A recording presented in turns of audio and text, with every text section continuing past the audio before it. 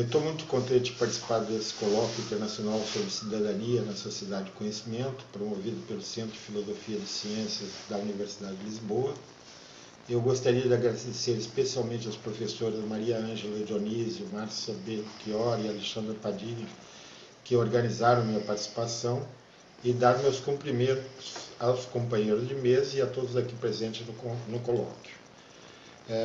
Meu nome é Nilton Baliza dos Santos, sou cientista da informação e pesquisador da Fiocruz, sou docente do programa de pós-graduação da Fiocruz. A Fiocruz é uma organização de pesquisa que faz pesquisa, educação e serviços na área de saúde, é uma organização pública. Ela trabalha em inúmeras dimensões da saúde, tem 12 mil funcionários, 7 mil pesquisadores, acho que são 16 pós-graduações dentro dela, nas mais diversas especialidades da área de saúde. Nós, em particular, eu em particular sou líder do grupo de pesquisa Tecnologias, Culturas, Práticas Interativas e Inovação em Saúde, certificado pela Fiocruz e no CNPq, e sou coordenador do NEXT, Núcleo de Experimentação em Tecnologias Interativas, Na realidade, nós temos um núcleo e um grupo de pesquisa, porque na realidade nós desenvolvemos tanto atividades mais tradicionais de pesquisa, de reflexão, quanto atividade de aplicação.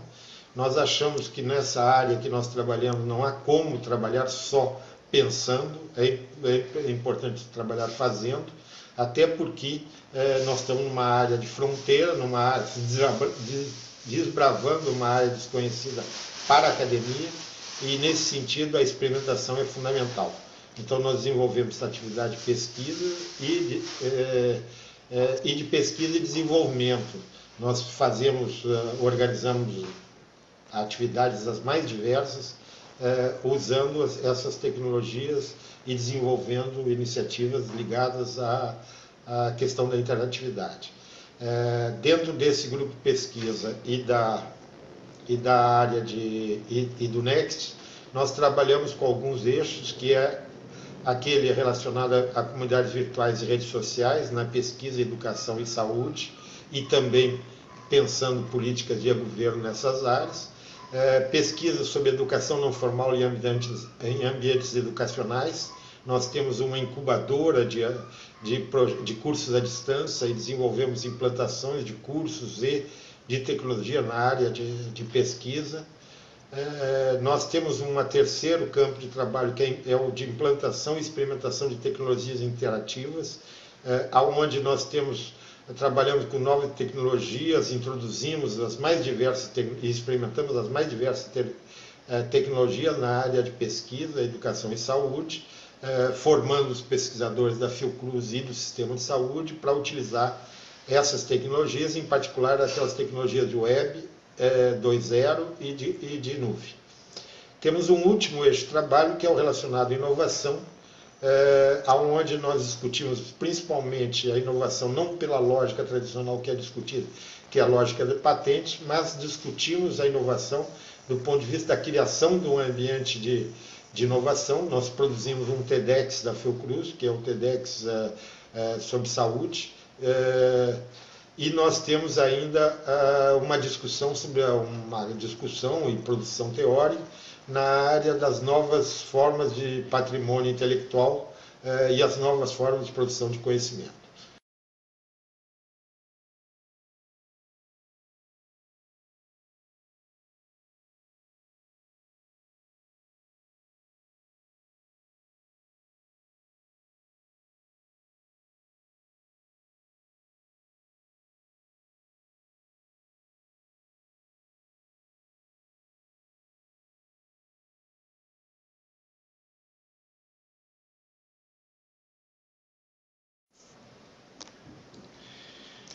Isso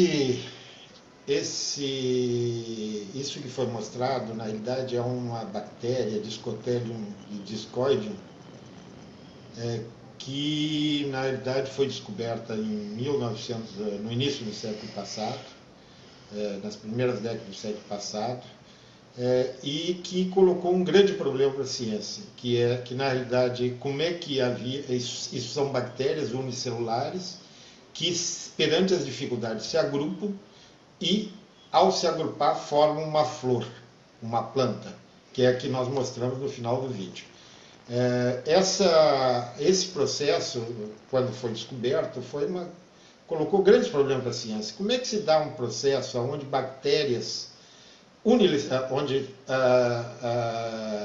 organismos unicelulares se juntam, formam uma unidade superior, que é um organismo complexo, e que depois, inclusive, se dispersam e voltam a ser células, organismos unicelulares.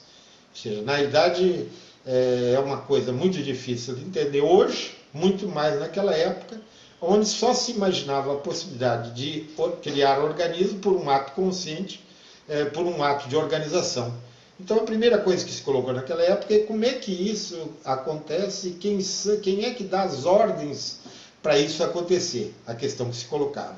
Se dizia, em outras palavras, esse exército funciona muito organizadamente, aonde estão os generais. E, nesse sentido, não se descobria aonde estavam os generais.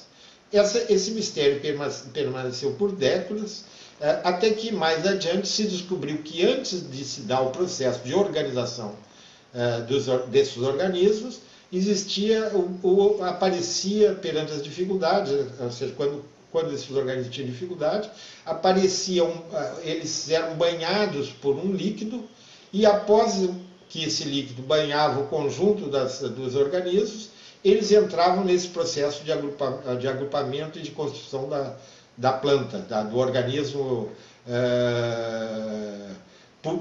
multicelular. Ora, quando se verificou que sempre havia esse processo, se chegou a uma conclusão na época de que, bom, já sabemos como é que os generais atuam. Ou seja, na realidade, eles mandam os diversos organismos a soltar um líquido, e quando esse líquido banha todo o sistema, ou seja, eles começam um processo de agrupamento. Ora, mas ainda faltava uma pergunta, uma pergunta para ser respondida, onde estão os generais? Se estudou esse organismo muito mais tempo, até que as teorias recentes que começaram a aparecer na ciência, que trabalham com uma lógica nova, que é a lógica da emergência, a possibilidade de uma lógica que é a construção de organismos de baixo para cima, e a compreensão que nos sistemas complexos se dá um processo inverso ao que nós estamos habituados.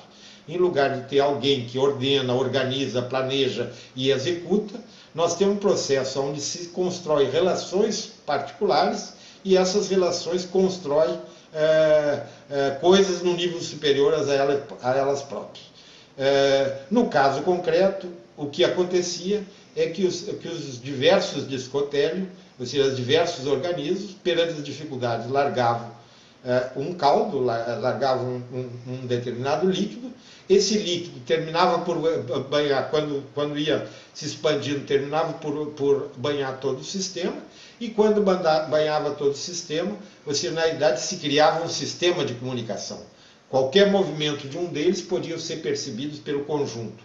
Então, se vocês verificarem, nós vamos passar de novo o vídeo, ou seja, se vocês verificarem o processo, vocês vão ver que, na realidade, eles vão buscando cada discotélio, quando está dentro desse sistema de comunicação que está banhado por esse líquido, o que acontece é que ele percebe e procura aquele ruído que está mais próximo dele. Então, você vai ver que vão se agrupando em pequenos núcleos, que continuam quando ouvem ou quando percebem outros movimentos, se direcionam aos outros movimentos, até que todos se concentram num único lugar. Aí, nesse momento, ou seja, eles passam a construir a planta. E no momento em que oportuno, eles se dispersam normalmente. Então, aí você vê que o que faz esse processo acontecer são uma série de pequenos protocolos. O primeiro é que, perante a dificuldade, solte um líquido. O segundo é que, quando você perceber movimentos, se aproxime desses movimentos até que, ou seja, todos estejam agrupados. Terceiro, ou seja, quando chegar aí, tu tem uma informação de como construir o organismo, ou seja, como ele se estabelece, ele cria algo orgânico. E por último, ou seja, como ele pode se dispersar através do vento. Então, na realidade, e voltar a ser um organismo unicelular. Então, na realidade, o que você tem aí é 4, 5 informações que estão dadas geneticamente nesses organismos, que são capazes de criar um processo organizado sem que haja um comandante, um mediador, alguém para dizer o que deve ser feito. O resultado, o processo é resultado de uma ação de sincronização em iniciativas diferentes a partir de um mínimo de regras comuns. Se nós olharmos na história para entender esse processo, nós podemos entender, por exemplo, que os 10 mandamentos, é 10 ou 12? São 10. São os 10 mandamentos, ou seja, na realidade eles eram uma série de regras que eram extremamente importantes para a sociedade se organizar. Quando diz não matarás, ou seja, porque isso destruiria a coletividade. Quando diz não roubarás a mulher do próximo, é porque isso provocaria discussões e brigas. Quando dizia não roubarás, então com um mínimo de mandamentos, você se definiam regras capazes de organizar uma sociedade. E assim por diante, em todos os processos complexos, na realidade, o que ocorre é isso. Por mais que se queira criar um processo de organização de cima para baixo, o que de fato acontece é que essa intencionalidade de cima para baixo, ela entra em contradição, às vezes se complementa e produz coisas novas, ou seja, com um processo de baixo para cima que se dá através das interações. Esse é o mundo que nós estamos vivendo hoje, onde na realidade cada vez menos as coisas podem ser feitas de cima para baixo. E cada vez mais nós temos capacidade de entender o que ocorre de baixo para cima e dar a isso possibilidade de expansão. Na realidade é isso que ocorre hoje, por exemplo, quando os sistemas políticos não conseguem mais dar conta de organizar processos como as primaveras que nós falamos, que aconteceram em diversos países, onde as populações se rebelam e se colocam problemas e tratam de resolvê-lo sem que haja uma ordem de cima, sem que haja um partido, sem que haja alguém que defina o que deve ser feito. As próprias pessoas, os próprios organismos, os próprios indivíduos dessa sociedade são capazes de se articular através de uma relação de sincronização e construir coisas concretas. Isso aí coloca uma questão, que é o que eu queria colocar nessa primeira falação de abertura, que é a modificação que nós temos entre uma situação onde nós tínhamos uma democracia representativa, que era organizada de cima para baixo através de representantes, a população elegia quem eram os representantes, mas de fato quem organizava a sociedade eram esses representantes e não ela, e que isso, na realidade, é o que nós aprendemos a fazer como forma de organização, como política, na área econômica, na produção, na escola, em todos os setores. E hoje nós temos uma realidade complexa, onde essas estruturas começam a se mostrar inviáveis. Nesse sentido, se recompõe uma utopia que era colocada pelos anarquistas, que era a utopia de construir uma sociedade que se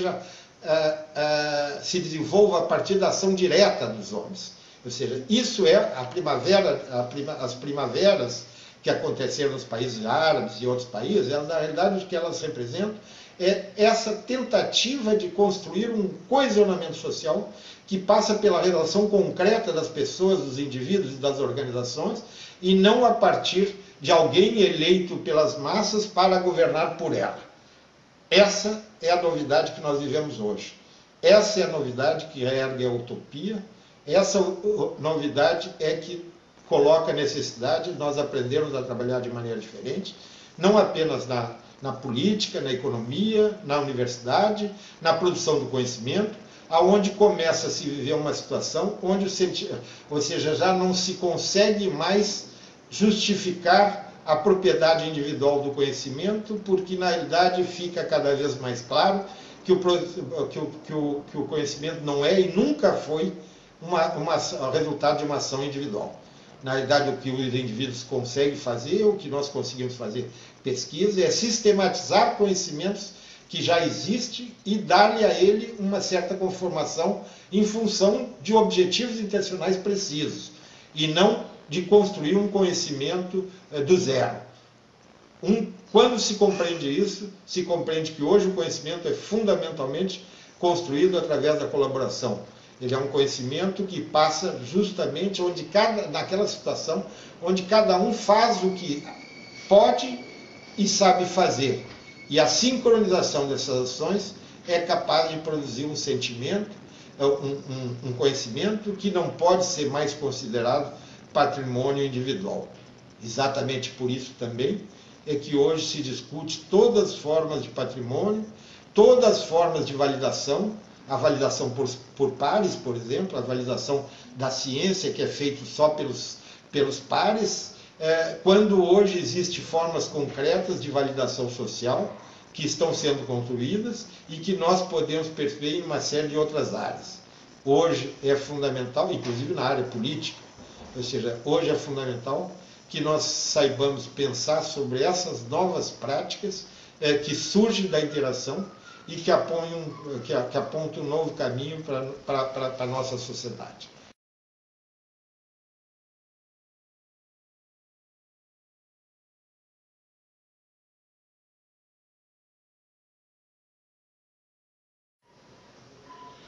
Eu queria terminar essa apresentação falando do diagrama de Baran, onde ele coloca, é muito importante para entender como é que se organiza hoje os processos complexos e como é que tende a se organizar a sociedade.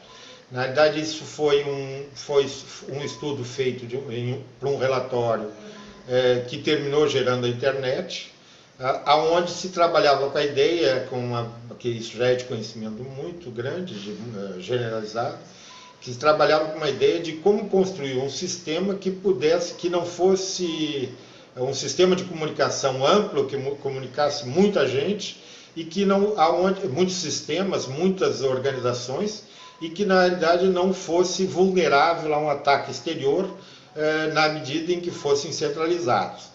Então foram feitos estudos que são importantes para entender o mundo de hoje, entender a cibercultura, e foi feito um estudo do primeiro diagrama, a primeira imagem que aparece no diagrama é a de um sistema, uma rede centralizada, um sistema centralizado, aonde tu tem todo o sistema voltado para um único centro organiza todo o sistema. Esse tipo de sistema que marcou muitas redes iniciais, ele era viável até um determinado tamanho, onde na realidade é possível que todos os elementos estejam organizados a um único lugar. A partir daí começa uma preocupação de descentralização como forma de que o sistema possa chegar a um número maior de elementos. Nesse sentido, existe uma descentralização, é a segunda imagem que apareceu no diagrama, que é onde tu tem um centro e tu tem os subcentros. Ou seja, onde na realidade tu organiza uma situação onde tu tem uma ordem central, essa vai para núcleos intermediários, para mediadores, que por sua vez levam a outros mediadores ou outros centros, subcentros, e que por sua vez chegam até todos os elementos. Esse sistema ele vai se desenvolvendo através da possibilidade de criar camadas de mediadores, que por sua vez vão gerando uma situação onde, conforme vão se afastando do centro, vão começando a criar problemas. Ou seja, o que se tem aí, existe uma expressão que diz que numa situação dessa, os galhos começam a ser mais pesados e derrubarem a árvore. Ou seja, o que acontece com um sistema esse, que vai se subdividindo indefinidamente, é que a partir de um determinado ponto ele não é mais capaz de manter o sistema em funcionamento. E esse sistema ainda implicava na centralização. Então foi pensada uma terceira possibilidade, que é de um sistema distribuído, que é a terceira imagem do diagrama, que é um sistema onde na realidade não tem uma descentralização. Tu tem um sistema onde tudo se comunica com tudo. que é o que acabou vingando na internet. Nesse sistema, o que tu tem é uma situação onde tu tem a possibilidade de comunicação, essa possibilidade de comunicação ela se desenvolve, ela cria sistemas que são parecidos com os sistemas descentralizados, mas que se cruzam com outros sistemas e que num dado momento deixam de existir. Então tu tem uma situação onde os centros são múltiplos, onde todo ponto é centro, onde os centros existem e desaparecem, e uma situação onde, na realidade, o sistema é completamente dinâmico e muda a todo tempo. Esse é o diagrama que é capaz de expressar a cidade moderna, e é esse o problema que passa a ser um problema para as políticas de governo. É que, na realidade, não é mais possível imaginar uma sociedade centralizada e nem uma sociedade descentralizada. Ou seja, na realidade, as políticas do governo, o que elas têm que fazer é criar condições de que haja um processo de baixo para cima de organização, onde, na realidade, tem uma situação onde as pessoas, os organismos, os diversos elementos do sistema são capazes de influenciar e de desenvolver um processo que não é nem de negociação, porque não é toma lá da cá, é um processo de sincronização, onde eles vão descobrindo caminhos de compatibilização, onde se dá um processo de regulação, não de cima para baixo, através de leis, através de uma série de definições, de uma série de organismos, uma série de processos, mas se dá um processo de baixo para cima, ou seja, onde a regulação é dada pela pressão do comum, onde se dá um processo de validação social, onde na realidade as pessoas, é um processo que nós conhecemos perfeitamente na Wikipedia, é aquele processo que começa com uma diferença muito grande entre as pessoas, que começa um processo de divergências, de diferenças, e que no caminho vai se compatibilizando, vai se descobrindo a possibilidade de organizar o sistema como conjunto. Esse é o processo de emergência, e isso é que muda na sociedade da cibersociedade. Obrigado.